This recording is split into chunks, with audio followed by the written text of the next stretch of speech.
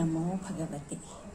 శ్వేత గులాబీలు 1955 27th December.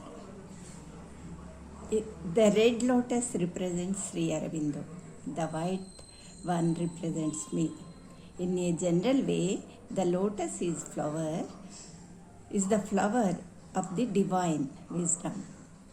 Whatever is its color, but red, it signifies the avatar, the divine incarnated in matter, and white, it signifies the divine consciousness manifested upon earth. Shri అరవిందులకు ఎరుపు వర్ణం తామర పుష్పం ప్రాతినిధ్యంగా ఉంటుంది. నాకు అంటే శ్రీమాతకు శ్వేతవర్ణ అమర పుష్పం అంటే కలువ ప్రాతినిధ్యం వహిస్తుంది. ఏ వర్ణం కలిగిన కలువ పుష్పమైనా సాధారణంగా దివ్య వివేకమునకు ప్రాధాన్యతనివ్వబడుతుంది. అయితే రక్తవర్ణం సింధూర